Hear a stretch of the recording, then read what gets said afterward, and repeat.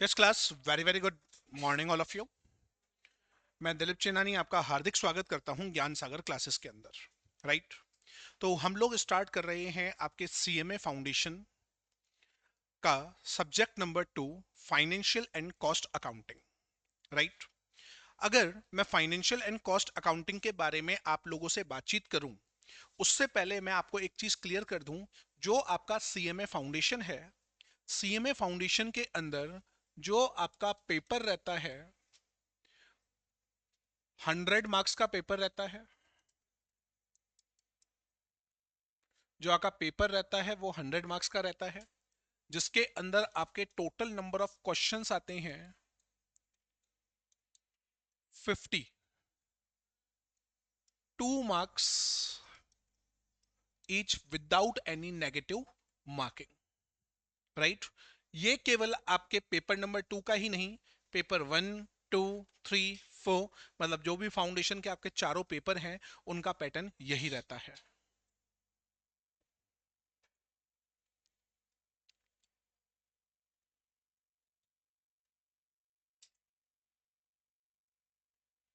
Right.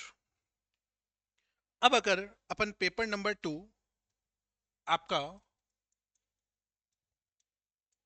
Financial and cost accounting के बारे में मैं बातचीत करूं, तो हमारे सीएमए इंस्टीट्यूट ने इस पेपर को 2 पार्ट के अंदर डिस्ट्रीब्यूट कर रखा है। सबसे पहला पार्ट है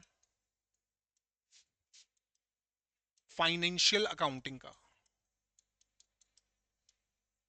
जो कि आपके एग्जाम के अंदर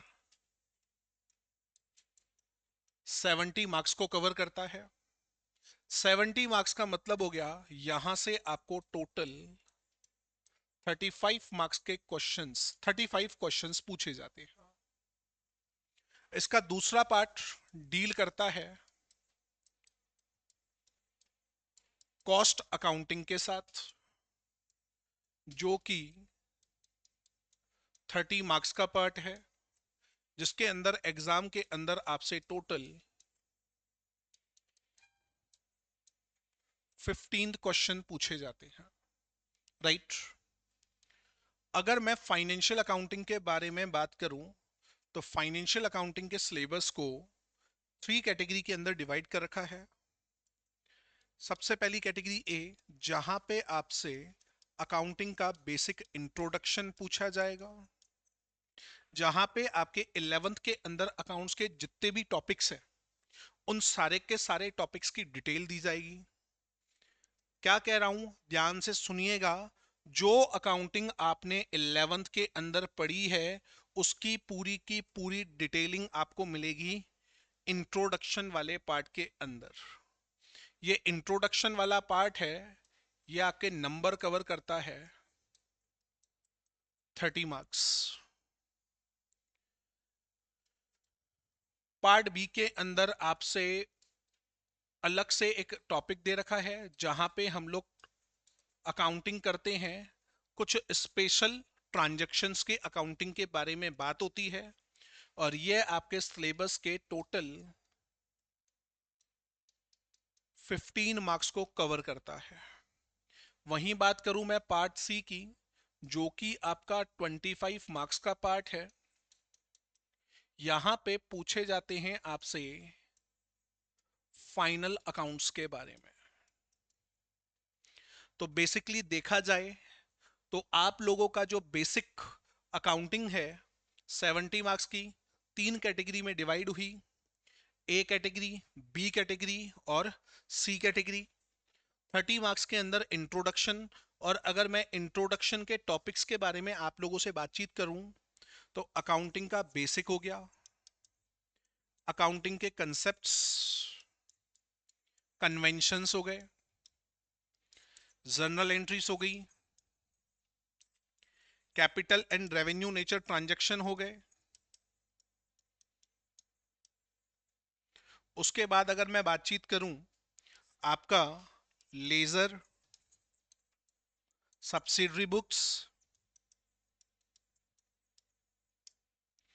आपका बैंक रिकंसिलिएशन स्टेटमेंट, आपका डेप्रीशिएशन,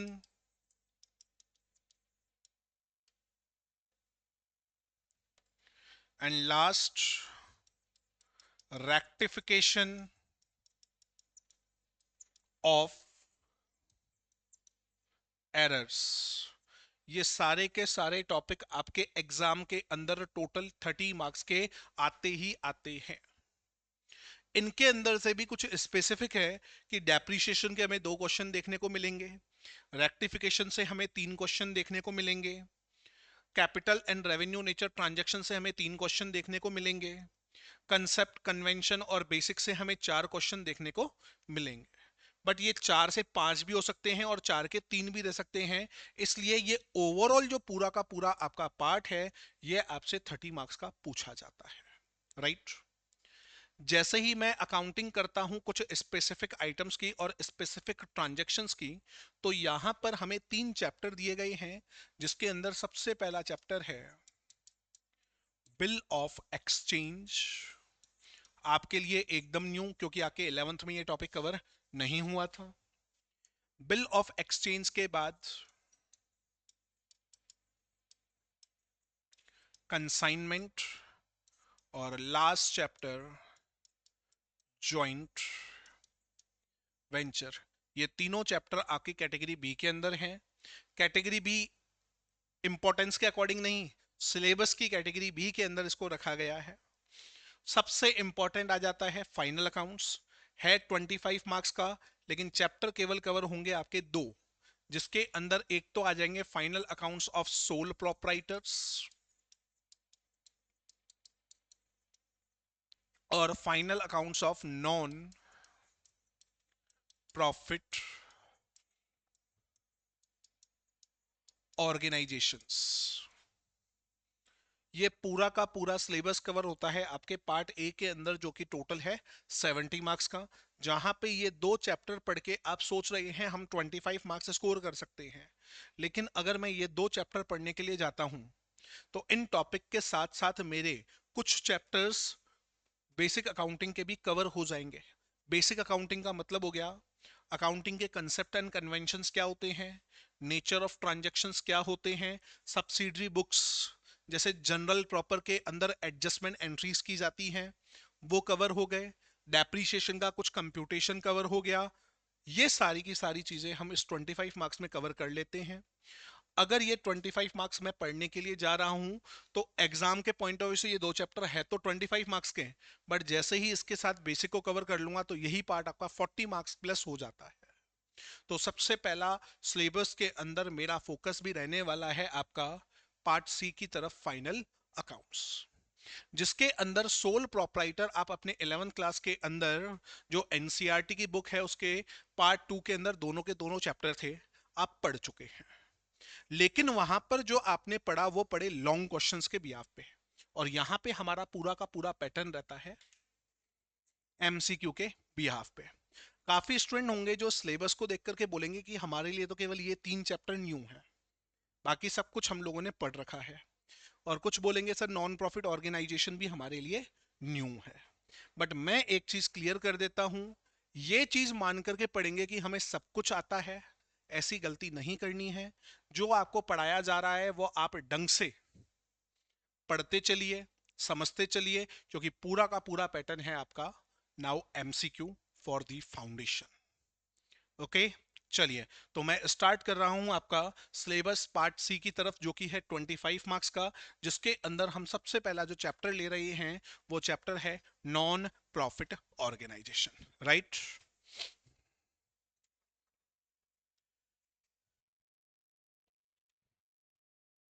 चलिए, हम लोग आज चैप्टर जो स्टार्ट कर रहे हैं उसका नाम है नॉन प्रॉफिट ऑर्गेनाइजेशन।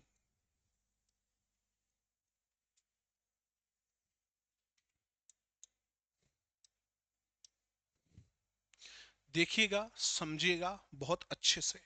टॉपिक का नाम तो नॉन प्रॉफिट ऑर्गेनाइजेशन है, लेकिन मैं वहां से स्टार्ट नहीं कर रहा हूं। मैं बात कर रहा हूं सबसे पहले बिजनेस की। जब कभी भी बिजनेस के बारे में बातचीत की जाती है तो बिजनेस का एक ही मोटिव होता है कि हमें अर्न करना है,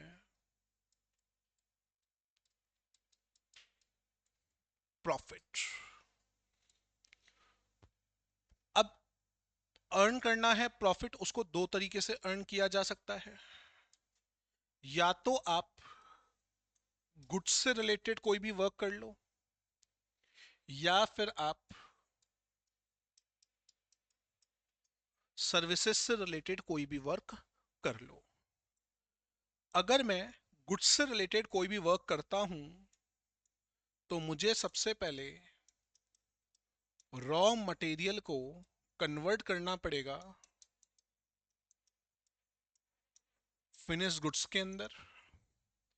बाद में यही फिनिश गुड्स मैं मार्केट में जाके करूंगा सेल। मार्केट में जब मैं प्रोडक्ट को सेल करूंगा तो कंज्यूमर या फिर कस्टमर की तरफ से मुझे मिलेगा सेल प्राइस। मार्केट में जब सेल करूंगा तो ये लोग मुझे पे करेंगे सेल प्राइस।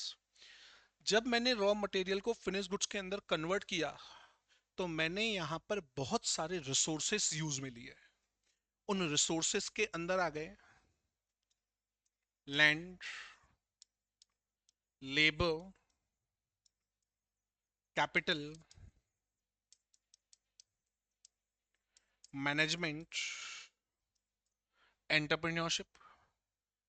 इन सारे के सारे रिसोर्सेस की जो इकोनॉमिक वैल्यू है वो इकोनॉमिक वैल्यू कहलाती है कॉस्ट। जितनी भी लैंड, लेबर, कैपिटल, लैंड के बदले मैं रेंट पे करूंगा, लेबर के मतलब मैं वेजेस पे करूंगा, कैपिटल के बदले मैं इंटरेस्ट पे करूंगा, जो मैनेजमेंट है और जो एंटरप्रेन्योरशिप के अंदर है मैं उनको सैलरी का पेमेंट करूंगा। Ultimate these all are resources. इन रिसोर्सेस की जो इकोनॉमिक वैल्यू है वो है कॉस्ट। और ये किसी भी तरीके के रॉ मटेरियल को कन्वर्ट करने में काम आती है फिनिश गुड्स में। या फिर बोल लीजिए कि अगर आपने कोई भी गुड्स मार्केट से परचेज किया तो उसके अंदर किसी भी तरीके का वैल्यू एडिशन जब आप करते हैं तो उसके अंदर रिसोर्सेस यूज में आते हैं और उन रिसोर्सेस की इकोनॉमिक वैल्यू को हम कहते हैं कॉस्ट। तो जो मेरे पास सेल प्राइस आया उस सेल प्राइस में से जब मैं कॉस्ट को माइनस कर दूंगा तब जाके मेरे पास आता है प्रॉफिट। चाहे मैं किसी भी तरीके का गुड्स से रिलेटेड बिजनेस कर रहा हूं तो। वहीं बात अगर मैं सर्विसेज की बात करूं तो सबसे पहले मुझे सर्विसेज को करना पड़ेगा जनरेट। जनरेट करने के बाद ही वो सर्विसेज मैं पब्लिक को प्रोवाइड कर सकता हूं। और जब ये सर्विसेज मैं पब्लिक को प्रोवाइड करूंगा तो मुझे यहां पर मिलेगी फीस। इस फीस को ही हम हमारा बोलेंगे सेल्स। अब सर्विसेज को जनरेट करने में भी मेरे बहुत सारे रिसोर्सेस लगे हैं। मैं आपको एजुकेशन प्रोवाइड कर रहा हूं तो जितने भी ऑफलाइन स्टूडेंट्स हैं उनको यहां पर बुलाया गया तो हमें कॉस्ट बेयर करनी पड़ेगी। इलेक्ट्रिसिटी, कैमरा, पैनल, फर्नीचर, सबकी अपने आप में कॉस्ट है। मैं खुद पढ़ा रहा हूं तो मेरी खुद की कॉस्ट है। ऊपर एडमिनिस्ट्रेशन डिपार्टमेंट है, उनकी भी कॉस्ट है। ऊपर प्योन है, उनकी भी कॉस्ट है। तो ये सारे के सारे रिसोर्सेस मैं यूज में ले रहा हूं। वहीं अगर मैं बातचीत करूं ऑनलाइन स्टूडेंट्स की तो जो इंटरनेट का यूज ले रहे हैं, जो लैपटॉप का यूज ले रहे हैं, इनके ऊपर लगा हुआ depreciation, it's again a part of cost. तो जितनी भी सेल आई उसके अंदर से मैं मेरी कॉस्ट को माइनस कर दूंगा तो मेरे पास आएगा प्रॉफिट। अब इस प्रॉफिट को अगर मुझे कैलकुलेट करना है, अब अगर इस प्रॉफिट को मुझे कैलकुलेट करना है तो इस प्रॉफिट को कैलकुलेट करने के लिए हम लोगों को एक चैप्टर पढ़ना होता है जिसका नाम होता है फाइनल अकाउंट्स बोल लीजिए या फिर बोल लीजिए फाइनेंशियल स्टेटमेंट, जहां पर बेसिकली हर ऑर्गेनाइजेशन को सबसे पहले बनाना होता है ट्रेडिंग अकाउंट, फिर बनाना होता है profit and loss account, and सबसे लास्ट में बनानी होती है बैलेंस शीट। साथ में एक स्टेटमेंट और बनता है जिसको बोलते हैं कैश फ्लो स्टेटमेंट।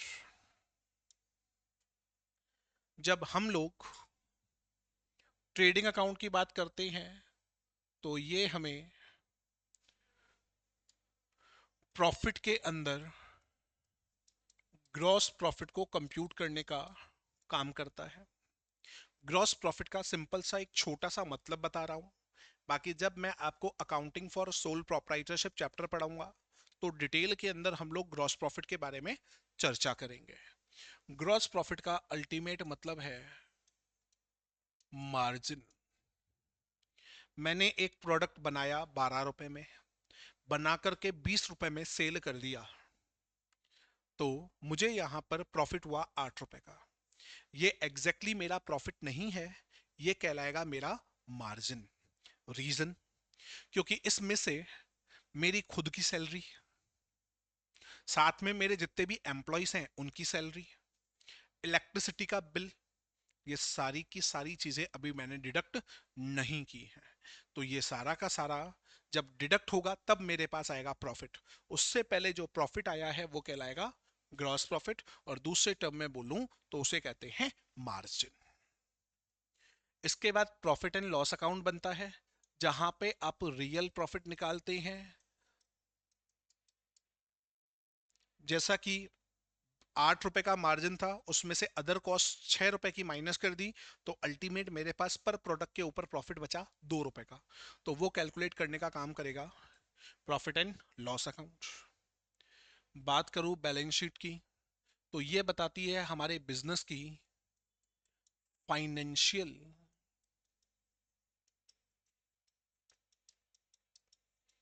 पोजीशन। और अगर मैं कैश फ्लो स्टेटमेंट की बात करूं तो ये बताएगी हमारे कैश के इनफ्लो एंड आउटफ्लो की position.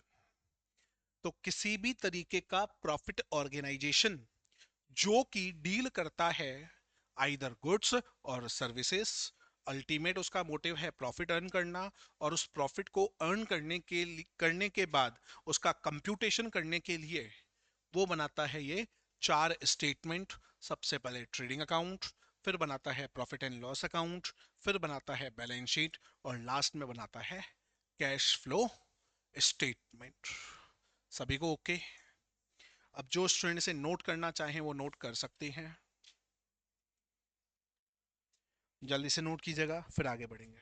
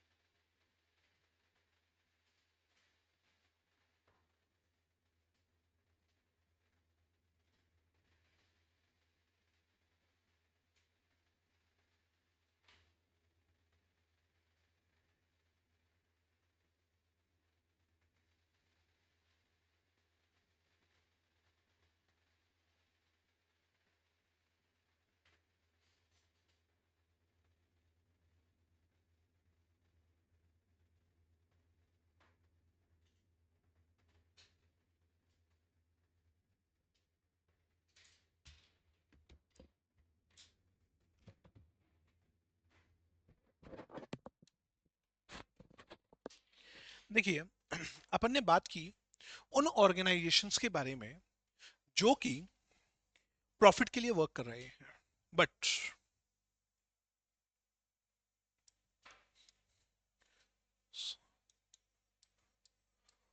There are lots of organizations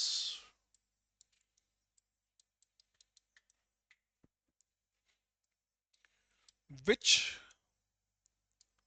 not work for profit.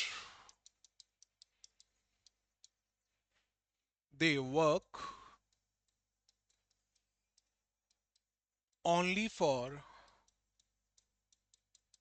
providing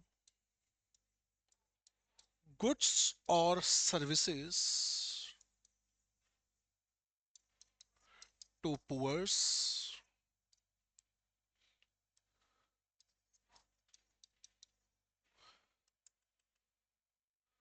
or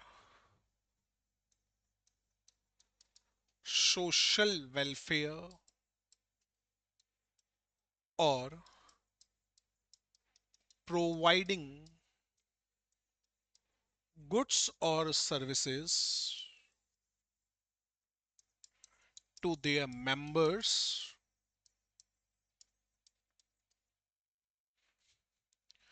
either at cost or free of cost. काफी सारे ऐसे ऑर्गेनाइजेशन होते हैं जो प्रॉफिट के लिए काम नहीं करते, वो या तो कॉस्ट पे या फिर फ्री ऑफ कॉस्ट अपने मेंबर्स को, पुअर पीपल्स को, साथ में सोसाइटी का वेलफेयर करने के लिए लोगों को गुड्स एंड सर्विसेज प्रोवाइड करते हैं, अगेन या तो कॉस्ट पे या फिर फ्री ऑफ कॉस्ट पे। इनका मोटिव प्रॉफिट अर्न करना नहीं होता। जैसे कि मैं केवल पर्टिकुलर मेंबर्स के बारे में बात कर रहा हूं, तो उन मेंबर्स में कुछ स्कूल्स हैं किसी पर्टिकुलर सोसाइटी के, तो उन सोसाइटी के स्कूल के जो भी उस पर्टिकुलर सोसाइटी से रिलेट करते हुए स्टूडेंट अगर इनके पास पढ़ने के लिए आते हैं तो उनकी जो फीस होती है कंपैरेटिवली अदर स्टूडेंट के बहुत ज्यादा कम होती है। या फिर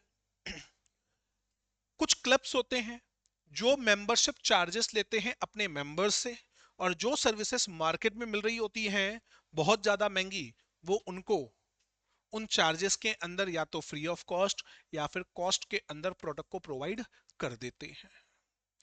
ऐसे ऑर्गेनाइजेशन को हम बोलते हैं नॉन प्रॉफिट ऑर्गेनाइजेशन, जिनका एक ही ऑब्जेक्टिव है लोगों को सोशल वेलफेयर करना, पुअर पीपल की हेल्प करना। ये इनके बेसिक ऑब्जेक्टिव के अंदर आते हैं, और इसकी कैटेगरी के अंदर आते हैं हॉस्पिटल्स, स्कूल्स, एजुकेशनल ऑर्गेनाइजेशन जो कि अधिकतर रजिस्टर्ड होते हैं पर्टिकुलर स्टेट गवर्नमेंट की तरफ से। आपने आरटीई का नाम सुना होगा, राइट टू एजुकेशन। हर स्कूल के अंदर टोटल सीट्स का 25% बिलो पॉवर्टी लाइन या इकोनॉमिक वीकर सेक्शन सोसाइटी के लिए रिजर्व रहता है। बड़े से बड़ा स्कूल हो चाहे कोई भी कॉस्ट हो, कॉस्ट अगर आपका नंबर एक बार आरटी के अंदर आ गया बच्चे का, तो उसकी पूरी की पूरी कॉस्ट अब बियर करेगा गवर्नमेंट। तो वो जो 25% वाला पार्ट हो गया वो एक तरीके का हो गया एनजीओ वाला पार्ट। गवर्नमेंट हॉस्पिटल्स हो गए, स्कूल्स की बात कर रहे हैं जो स्कूल पर्टिकुलर ट्रस्ट के अकॉर्डिंग रन होते हैं। केंद्रीय विद्यालय केवीस की बात कर लें, सीबीएसई स्कूल्स की फीस होती है 50,000, 1 लाख, 2 लाख, और ये 3 मंथ्स की फीस लेता है 1500 के around. Same level of education, same level of quality, तो they are for below poverty line और इकोनॉमिक वीकर सेक्शन को सर्विस प्रोवाइड करने का काम करते हैं। कुछ स्पोर्ट्स क्लब्स हो गए,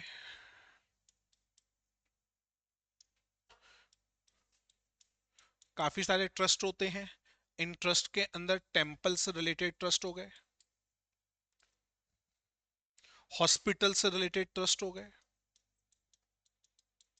जैसे कि जयपुर के अंदर आप देखें तो गोविंद देव टेम्पल ट्रस्ट, जो कि प्रण ले चुका है कि हम डेली जो भी रोड पे लोग सोने वाले हैं उन्हें free of cost food provide करेंगे। अन्नपूर्णा योजना आती है, मोती डूंगरी टेम्पल हो गया, खोले के हनुमान देव जी टेम्पल की ट्रस्ट हो गई। सबसे शानदार इसके अंदर भी है, आप किसी भी गुरुद्वारे चले जाइए, किसी भी तरीके का पर्सन आए, आपको वहां पर प्रॉपर फूड की व्यवस्था मिलेगी without any charges. If you want to donate, वो आपके ऊपर डिपेंड करता है, आप डोनेट कर सकते हैं। कुछ हिल स्टेशंस की साइड अगर अपन चले जाते हैं तो वहां पे भी बहुत सारे गुरुद्वारास हैं। जो नॉर्मल होटल्स हैं उनका फेयर है 10-10 15-15,000 रुपए, बट आप उन गुरुद्वारास पे पर्टिकुलर टाइम फ्रेम लेकर के और अपनी आईडीज और पहले से रजिस्टर्ड करने के लिए जाते हैं तो पर रूम आपको 2500 to 3000 मिलता है। ये केवल गुरुद्वारास की बात नहीं है, बहुत सारी ट्रस्ट है। अमरापुरा ट्रस्ट हो गई, जैन समाज की ट्रस्ट हो गई। तो ये क्या करते हैं, ऑन कॉस्ट चीजों को प्रोवाइड करते हैं ताकि हर कोई पर्सन उसको अफोर्ड कर सके। राइट? सभी को ये वाली बात clear? If you want to note it online offline आप नोट कर सकते हैं, फिर अपन आगे बढ़ेंगे।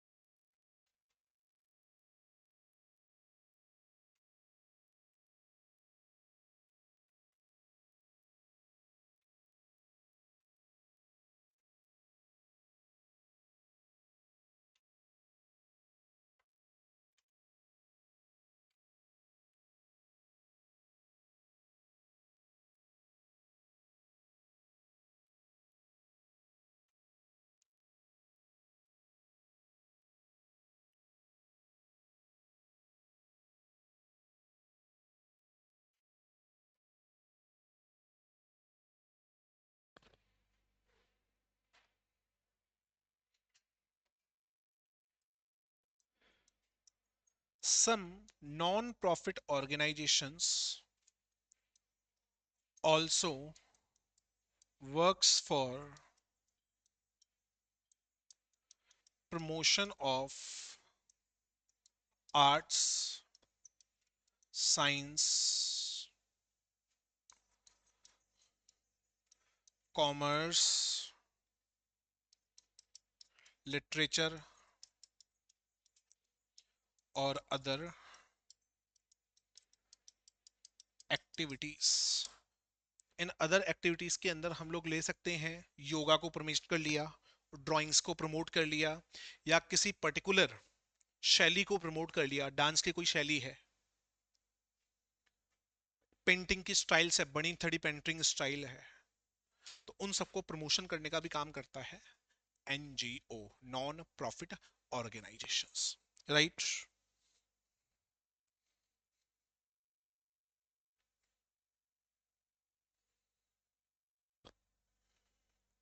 अगर मैं बात करूं इन नॉन प्रॉफिट ऑर्गेनाइजेशन की, तो इन नॉन प्रॉफिट ऑर्गेनाइजेशन के फीचर्स क्या क्या होते हैं, इनके बारे में हम लोग थोड़ा सा डिटेल डिस्कशन कर लेते हैं। सबसे पहला इनका मेन काम होता है सोशल वेलफेयर करना,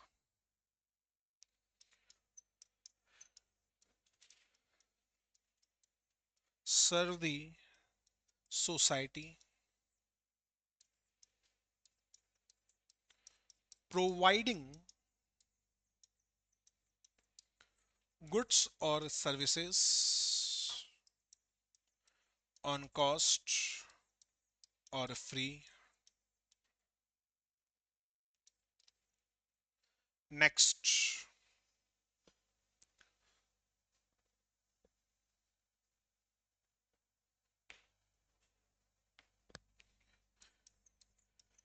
providing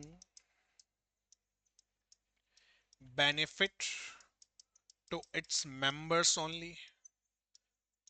अगर आप किसी पर्टिकुलर ऑर्गेनाइजेशन से जुड़े हुए हैं, जैसे आप लोगों ने देखा होगा कम्युनिटी सेंटर होते हैं बहुत सारे, सामुदायिक केंद्र। आज के टाइम पर जो मैरिज गार्डन है, उनका अगर मैं बात करूं तो 1 लाख 2 लाख इजीली फेयर होता है पर डे का। लेकिन ये जो कम्युनिटी सेंटर है, ये कम्युनिटी सेंटर आपको एक दिन के अंदर हॉल 10,000 12,000 में दे देंगे। लेकिन यहाँ पे भी एक छोटा सा ट्विस्ट है कि अगर कोई भी कम्युनिटी सेंटर वहीं का पार्ट है, उसका मेंबर बना हुआ है और हर साल मेंबरशिप चार्जेस अगर पे करता है, तो उस केस के अंदर उस पर्सन को, उस मेंबर को वो community centre free of cost provide कर दिया जाता है।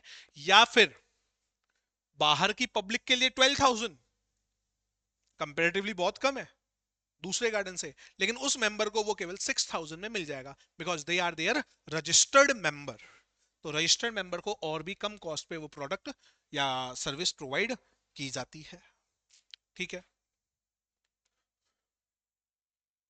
हर ऑर्गेनाइजेशन के अंदर उसका ऑनर होता है, यहां पे कोई भी ऑनर नहीं होता।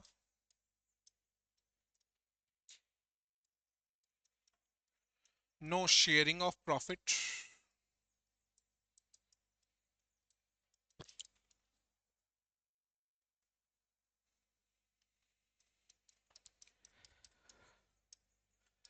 Management done by the help of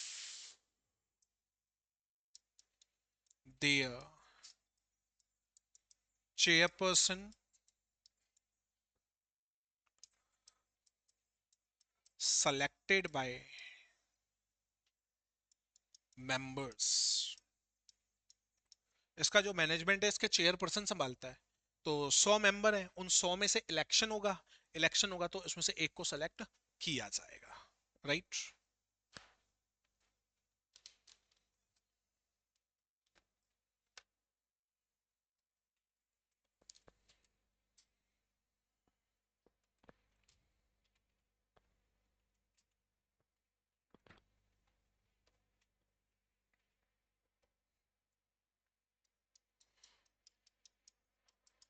main source of income.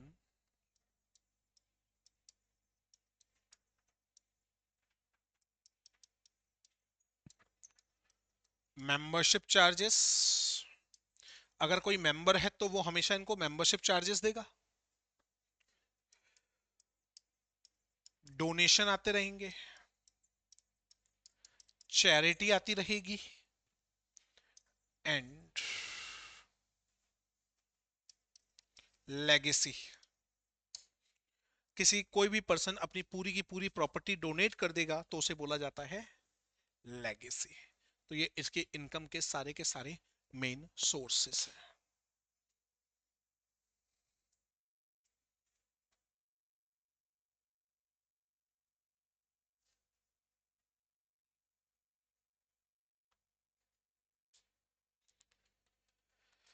Done.